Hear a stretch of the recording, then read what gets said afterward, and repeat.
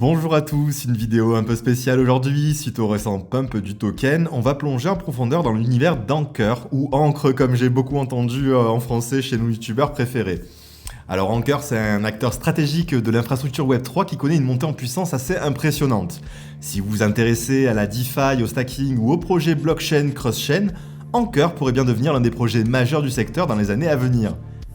Alors Anchor n'est pas seulement un token de plus sur le marché, c'est une infrastructure clé qui alimente déjà plus de 50 blockchains et permet aux développeurs de construire des applications décentralisées plus rapidement, de manière plus sécurisée et à moindre coût.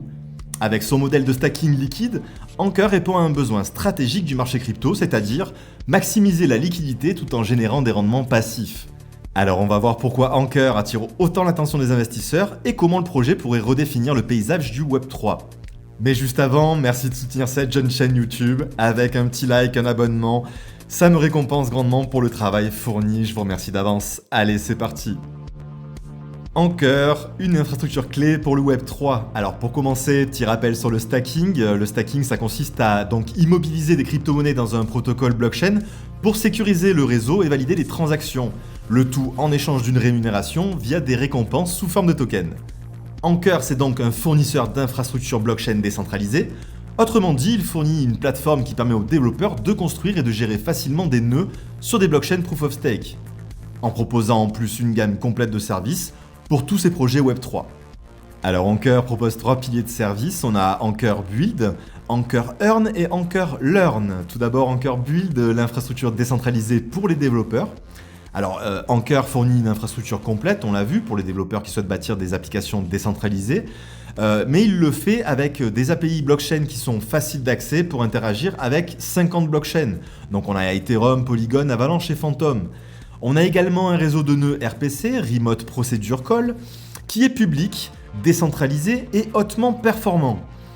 On a aussi des outils mis à disposition comme Anchor Scan, qui peut surveiller en temps réel l'état des blockchains. En clair, il simplifie le travail des développeurs, car ils n'ont plus besoin de déployer ou de maintenir eux-mêmes les nœuds. C'est Anchor qui s'en charge pour eux.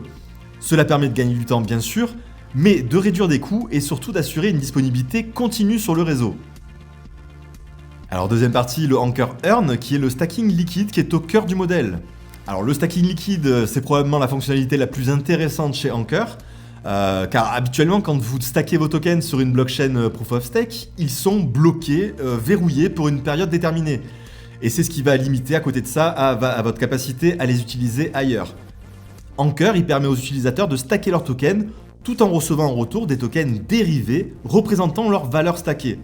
Donc ces tokens, ils peuvent être utilisés dans la DeFi, comme par exemple en collatéral ou dans les pools de liquidité, tout en continuant à générer des récompenses de stacking. Ce mécanisme libère une liquidité tout en maximisant le rendement, une combinaison parfaite pour les investisseurs DeFi. Aujourd'hui, Anchor prend en charge le stacking liquide sur plusieurs blockchains majeures, notamment Ethereum, BNB Chain, Polygon et Avalanche. Anchor Learn démocratise aussi l'accès au Web3 en se contentant de ne pas se fournir seulement des infrastructures, mais une plateforme qui éduque également les développeurs et les utilisateurs. On a des tutoriels et des formations sur le stacking, la création de dApps et la gestion de nœuds. Une documentation complète qui permet aux développeurs de prendre en main la plateforme assez rapidement. Anchor rend l'écosystème blockchain donc accessible à tous, même aux non-techniciens. Ensuite, Anchor ne s'est pas arrêté à l'infrastructure blockchain classique. Le projet s'est positionné sur Bitcoin et Telegram, deux écosystèmes majeurs du Web3. Anchor est récemment devenu un signer dans le réseau Stacks. C'est une couche de Layer 2 qui permet d'utiliser Bitcoin dans la DeFi, ce qu'on ne peut pas faire normalement avec Bitcoin. Stacks a donc lancé le SBTC, un token Bitcoin programmable, qui permet d'exécuter des smart contracts sur la blockchain Bitcoin. Grâce à Anchor, Stacks bénéficie d'une infrastructure fiable pour le traitement des transactions en SBTC. Cela ouvre bien sûr la voie à une programmabilité complète de Bitcoin, tout en bénéficiant de la sécurité du réseau. Anchor a également intégré Ton, la blockchain liée à Telegram. Grâce à cette intégration, les développeurs peuvent utiliser les API d'Anchor pour construire des mini-apps et des mini-jeux pour les utilisateurs de Telegram. Pour rappel, Ton bénéficie d'une audience massive puisqu'on a plus de 950 millions d'utilisateurs actifs mensuels sur Telegram.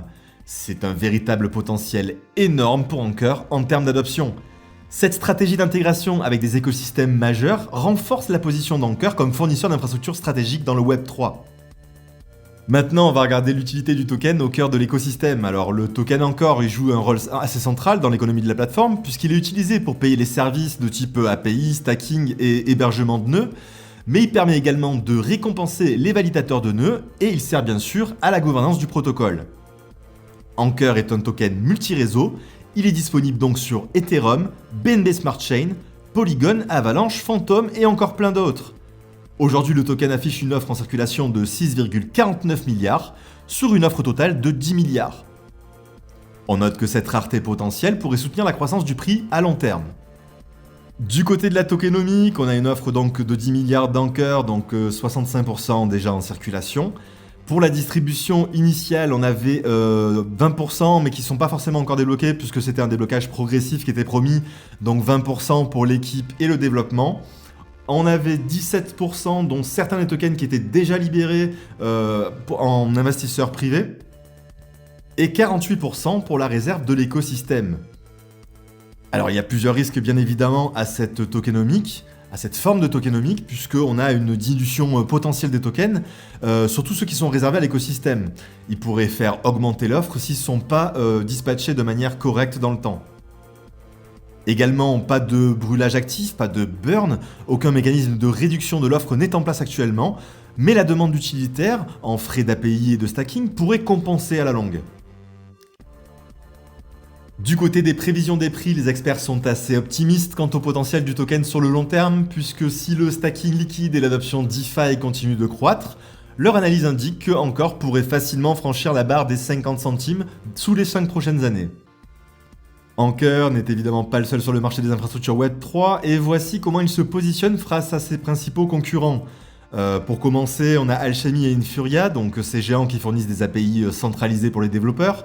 Anchor, lui, par rapport à eux, mise sur une infrastructure qui est plutôt décentralisée, dont les nœuds sont opérés par la communauté.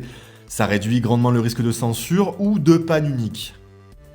Au niveau de la concurrence du stacking liquide sur Lido par exemple et Rocket Pool, on a Lido qui domine effectivement le marché notamment sur Ethereum, mais c'est là où Ankr se diversifie puisqu'il supporte plusieurs blockchains comme Ethereum, BNB, Polygon, etc. comme on l'a vu plus tôt.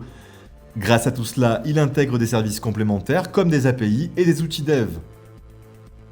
Pour finir, on a la concurrence sur le restacking, le secteur d'Eigen Layer, cette nouvelle tendance qui permet donc de restacker son ETH pour sécuriser sur d'autres protocoles.